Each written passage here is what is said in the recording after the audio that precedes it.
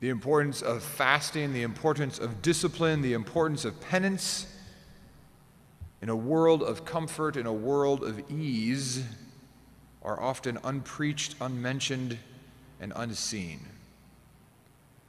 For those of you who went and saw the movie Fatima, highly recommended by your pastor, you saw a scene, well, there are multiple scenes, of the young shepherd children doing penance.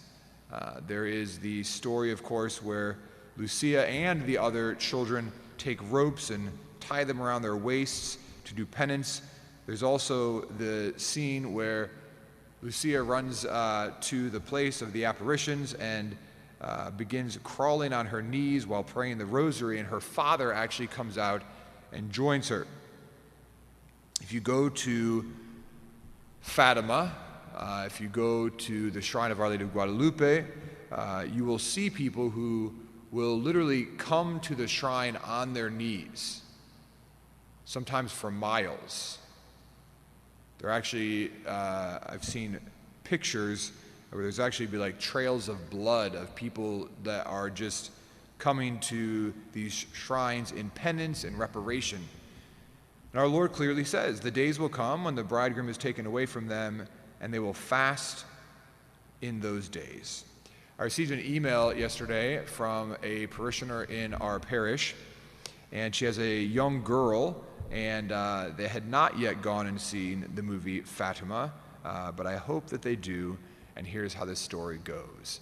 So this past Sunday, they were at Holy Mass, and as you know, here at All Saints, we have these very awesome logo embossed kneeling pads for our outdoor masses.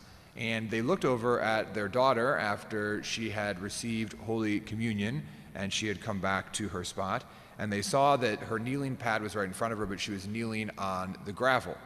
So the dad took her hand and tried to pull her forward, and the girl didn't move. And then the mom put her hand behind her and said, "Get up on your pad," thinking that the little girl just didn't get the fact that there was a pad in front of her. And the little girl was resistant. And the mom and dad just kind of shook their heads and whatever. So when they got in the car, the mom and dad were "Why were you not kneeling on our kneeling pad?" And the girl just said, "I don't want to talk about it." And this girl is very young, I would like to add. And so then the parents kept kind of insisting, and the little girl just wouldn't say anything. And then they were putting the girl to bed later that night, and they asked again. They said, "Would you please just tell us what is going on?" And the little girl said, and I quote, "Father Hollowell is very sick, and I want to suffer for him and pray for him."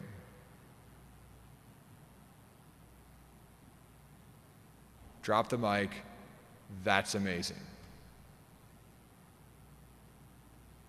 That's our gospel passage today, in a nutshell, lived out in northern Dearborn County. But the days will come when the bridegroom is taken away from them, and they will fast in those days. I've been told again and again by several parishioners that they're completely edified by the altar boys at Mass, at the outdoor Masses, because they all kneel on the gravel, and I've just been they probably don't even know they're kneeling on gravel. They're high school boys. I don't even know if they think that much. I'm joking. Not really, though. None of them complain about it. But to hear the story of this young little girl and her intentionality was just something awesome. I actually am going to read the email to all of the boys this weekend as they serve, to inspire them to offer up their kneeling on the gravel at Mass. But we are called to be people who, because the bridegroom has been taken away from us since the ascension of our Lord, and of course he is with us truly present in the most blessed sacrament, but he has been taken away from us, that we do fast, we do reparation, we make penance, and we do so because Christ clearly says that that's the case. If you want to look for the church that Christ founded, look for a church that encourages people to do fasting and prayer and reparation, because if your church isn't doing that, then apparently it's not the church that Christ founded, because Christ is clearly asking and having this be a part of who we are and what we are. So today, in honor of the Sacred Heart of Jesus, let's look for ways to be people of fasting, of reparation, of prayer, and of discipline.